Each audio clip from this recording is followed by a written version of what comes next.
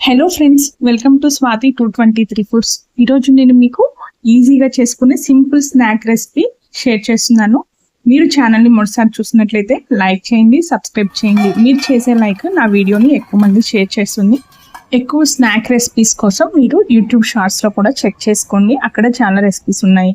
నేను ఇక్కడ మైదా కన్నా గోధుమ పిండిని వాడుతున్నాను. మైదా కన్నా గోధుమ పిండి హెల్దీ కాబట్టి గోధుమ పిండి 2 కప్పులని కరెక్ట్ గా మెజర్ చేసుకోండి. మెజర్మెంట్స్ ని కరెక్ట్ గా ఫాలో చేయండి.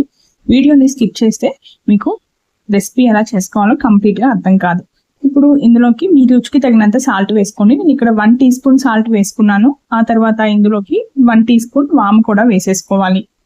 మీరు రోజు చేసే వంటల్లో ఒక 1/2 టీ స్పూన్ అయినా వాముని వాడండి, ఆరోగ్యానికి చాలా మంచిది. ఇప్పుడు ఇందులోకి మనము నెయ్యి వేసుకోవాలి. నెయ్యి 4 టేబుల్ స్పూన్లు నెయ్యి వేసుకోండి. నెయ్యి కాకపోతే బటర్ అయినా సరే వేసుకోవచ్చు.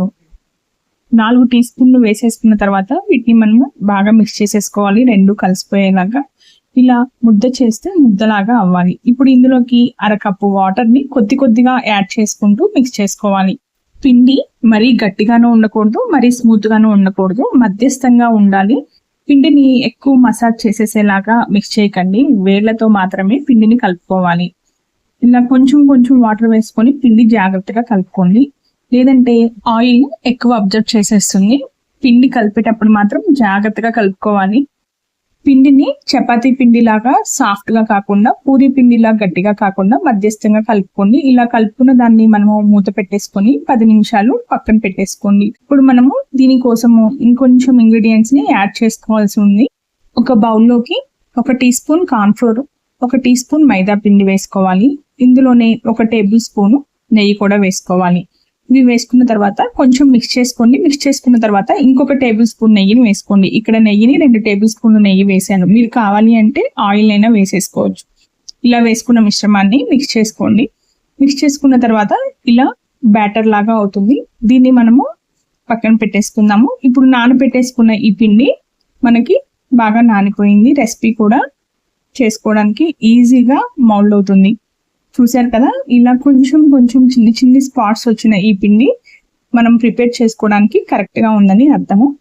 పిండి మొత్తాన్ని సమంగా ఉండలు చేసుకోండి. నాకు ఇక్కడ ఈ పిండి 9 ఉండల దాకా అయింది. 9 చపాతీలు అయినాయి. రెడీ చేసేసుకున్న పిండి ఉండలన్నింటినీ మనము ఈ బౌల్లోనే ఉంచేసుకొని ఒక మూత పెట్టేసుకొని ఒక్కొక్కటిగా తీసుకొని వాడుకోవాలి.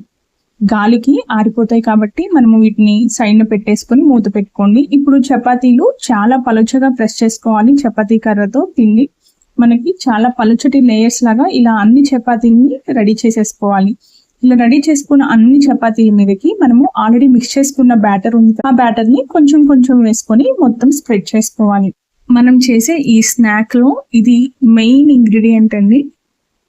పర్ఫెక్ట్ గా రావాలి అంటే కనుక ఖచ్చితంగా ఈ టిప్ ని ఫాలో అవ్వాల్సిందే. ఎప్పుడైనా సరే మీకు చపాతీలైనా సరే లేయర్స్ గా రావాలి అనుకుంటే మీరు ఇలా బ్యాటర్ ని వాడుకోవచ్చు. ఇప్పుడు దీన్ని మనం మొత్తం ఈక్వల్ గా స్ప్రెడ్ చేసుకోవాలి. అంచులకి మాత్రము లైట్ గా స్ప్రెడ్ చేయండి. ఇప్పుడు ఒక్కొక్క చపాతీని మనము 3 చపాతీలు తీసుకొని సెట్ చేసుకోవాలి. 9 చపాతీలని 3 చపాతీలుగా తీసుకొని నేను రోల్ చేస్తున్నాను. రోల్ చేసేటప్పుడు మనము వేళ్ల పైన రోల్ చేయండి.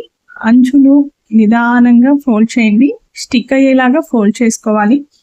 ఎడ్జెస్ లో మనము వాటర్ ని అప్లై చేసుకోవాలి. ఎడ్జెస్ లో వాటర్ ని అప్లై చేసుకొని రోల్ చేసుకోవాలి, లేదంటే విడివిడిగా ఊడిపోయి వచ్చేస్తాయి. రాకూడదు అనుకుంటే వాటర్ ని అప్లై చేయండి, లేదంటే మీరు తీసుకున్న పిండిలో కొంచెం వాటర్ ని వేసేసుకొని స్టిక్ చేసుకోవచ్చు. నాకు ఇక్కడ మొత్తం 3 రోల్స్ అయినాయి. వీటిని మీరు చాకుతో ఇలా మీకు నచ్చిన షేప్ లోకి కట్ చేసేసుకోవచ్చు.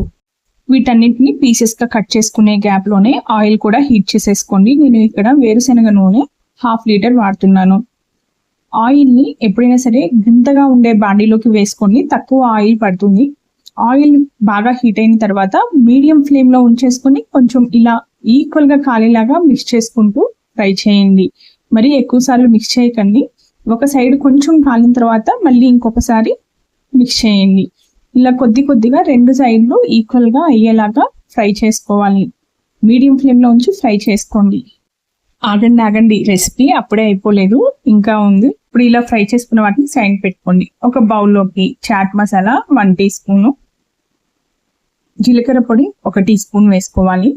కారము, మసాలా కారం ఉంటుంది కదా మన ఇంట్లో, ఆ కారాన్ని 1 టేబుల్ స్పూన్ వేసుకోవాలి. ఇలా వేసుకున్న ఈ మసాలా అంతా మిక్స్ చేసేసుకోండి. మిక్స్ చేసుకున్న ఈ మిశ్రమాన్ని మనము ఆల్రెడీ ఫ్రై చేసుకున్న స్నాక్ ఐటెంలోకి యాడ్ చేసుకోవాలి. ఈ స్నాక్ ఐటెంలోకి మసాలా అంతా వేసేసుకొని మన వేళ్ళతో మిక్స్ అయ్యేలాగా కలిపేయండి. వేళ్ళతో మాత్రమే కలపండి, లేదంటే విరిగిపోయే అవకాశం ఉంటుంది.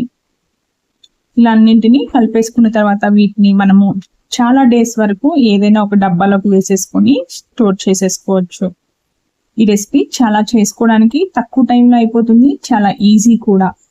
మీరు నా రెసిపీస్ నచ్చినట్లయితే ఖచ్చితంగా ట్రై చేయండి. ట్రై చేసిన తర్వాత నాకు కామెంట్ బాక్స్లో ఫీడ్ చేయండి. ఇలా ఎన్ని కప్పులైనా సరే సేమ్ ఇంగ్రీడియంట్స్తో ఎక్కువ క్వాంటిటీలో కూడా చేసుకోవచ్చు. రెసిపీ నచ్చినట్లయితే లైక్ చేయండి, షేర్ చేయండి, సబ్స్క్రైబ్ చేయండి. Thank you for watching.